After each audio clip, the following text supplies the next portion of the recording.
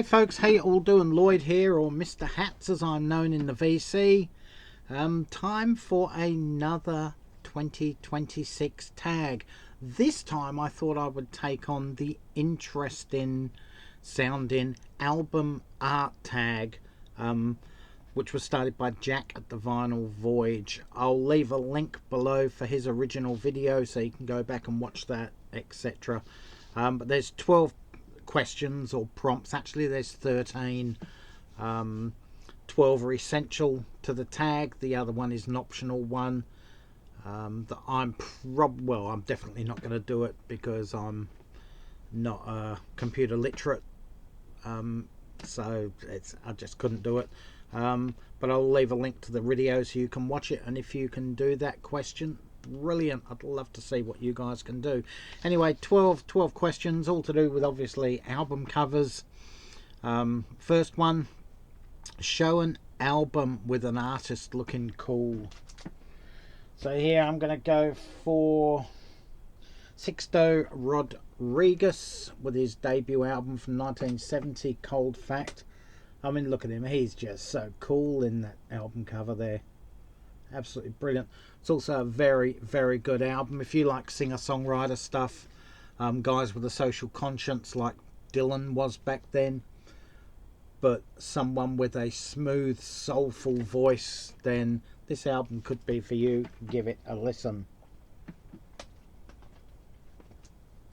Next up, question number 2. Show your weirdest, trippiest, or controversial cover.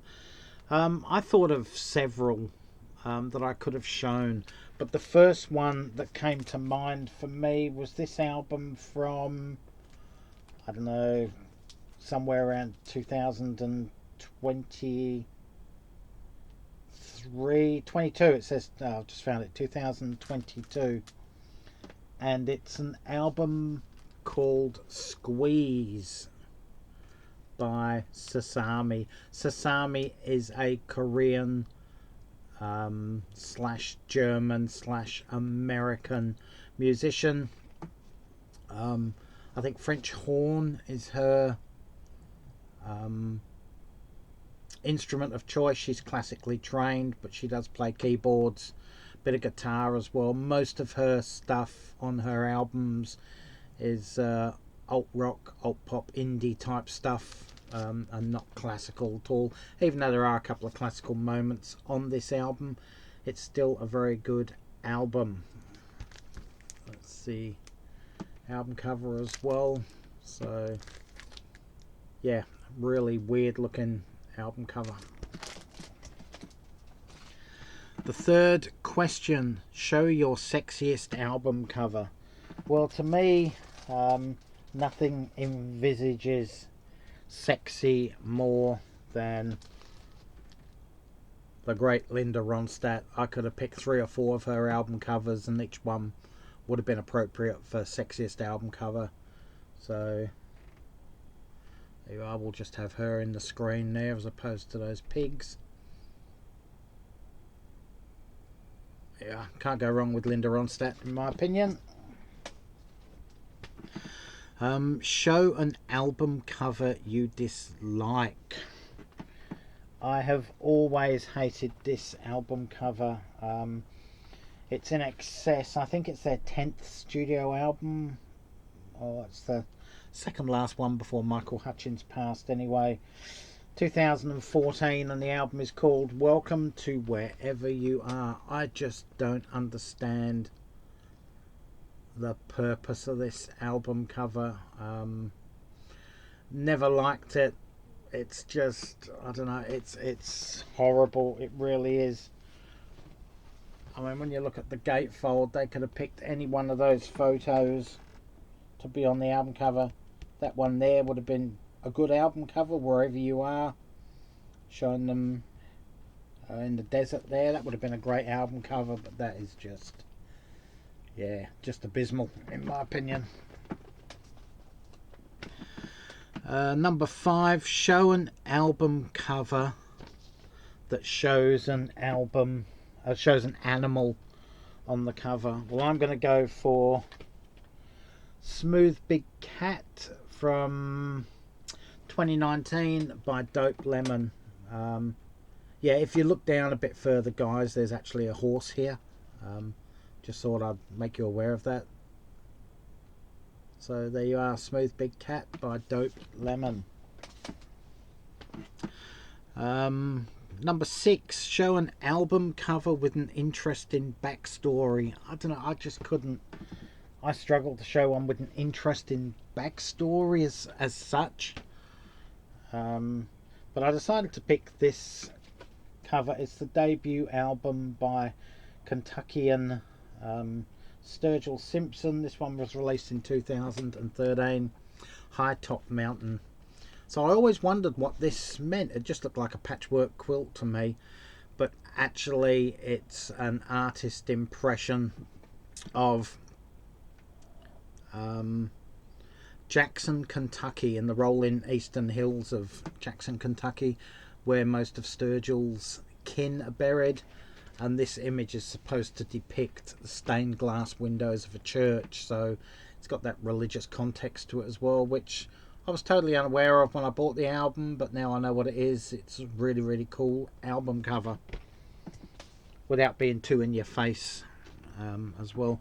Number 7, show an album that has an interesting design. I don't know, I thought I'd show this one. This is the deluxe version of My Morning Jackets, the Waterfall. It's done in that 3D thing that's a bit like scrapbooking, where you just multi-layer images and get like 3D images. The image is actually of Vernon Falls in Yosemite National Park. It's quite a thick deluxe version as well. There's nothing really extra with the album. You get the vinyl album, you get a jigsaw of the album cover, you get a 7-inch single of 2 tracks that weren't released on the album, and you get a whole bunch of different postcards in here as well, plus the LP of the album. But yeah, I thought I'd show this one. I think it's a really, really cool album cover. I'm not sure whether they'll actually call this scrapbooking or not, but that's my mum used to do scrapbooking, and they used to build up layers of parts of pictures to create a 3D effect. So that's the one I'm showing for that one. Number 8, show an album you purchased purely for the cover art. Well, this was a no-brainer actually, because this was why I picked it up and purchased it. It's Everyday Life by Coldplay, and this is from 2019. Love the album cover art of this. I am not a Coldplay fan.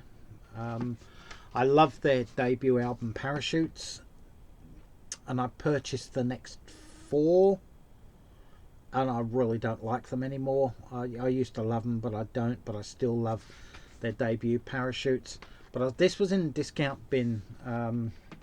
The record store that I got it from was going to close down. I don't know whether they just went bankrupt, or whether they just closed down for whatever reason. And this was in the discount bin. It's double vinyl, and it was $30 instead of like $80, I think it was, for the double vinyl at the time, because they were closing down and gradually changing the ticket price. And I went, oh, you know, if it goes down a bit further I might get it. Went back the next week, it was down to $20.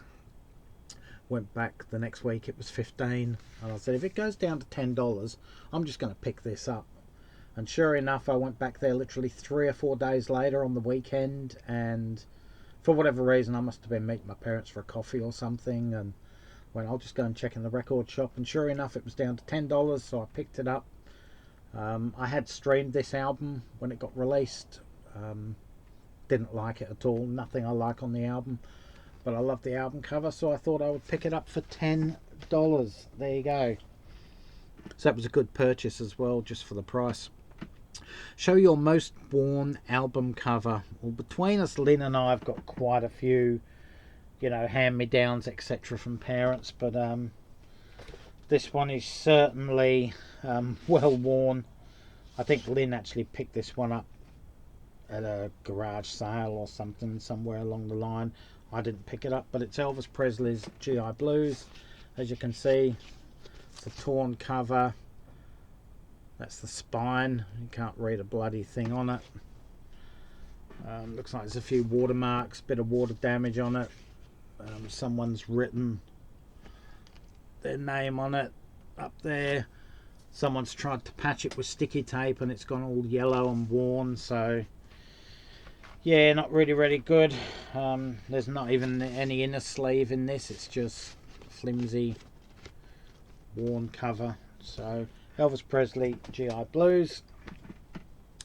Show your favourite inner gatefold. Well, I probably could have shown quite a few, because there's some gorgeous gatefolds.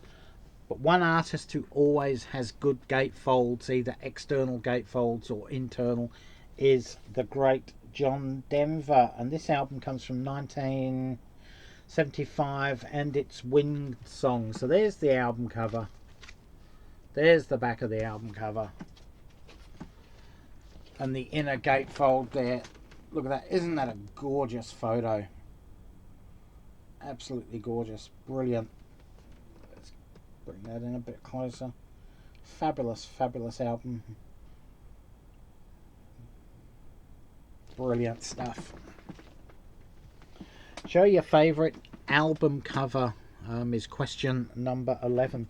This has always been my favourite album cover. I have a thing about, this was from 1982, from Dire Straits. I've always had a thing about nature, the wildness of nature, weather. And I love thunderstorms. Lynn and I both love thunderstorms. We'll go and sit outside and watch the lightning streak across the sky and the rumble of the thunder and all the rest of it. And we like going to the beach after big storms, especially when we're down near the beach on holidays or whatever. It's brilliant stuff. But yeah, what a superb picture. Great stuff.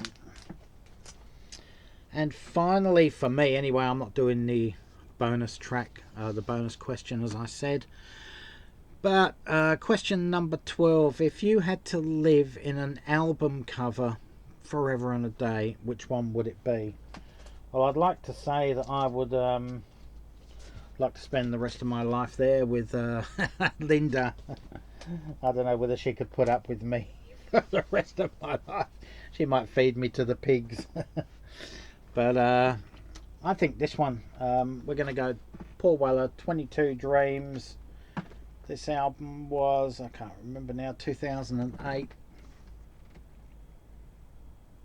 But it's actually a gatefold as well. And let's try and make that fill up the... I mean, look at it. It's full of nature. It's beautiful. It's gorgeous. There's fruit trees. There's little streams and lakes. There's wildlife. Nice sunny skies, as long as it remained like that. What a gorgeous garden, park, whatever that would be to live in. So there you go, folks. That's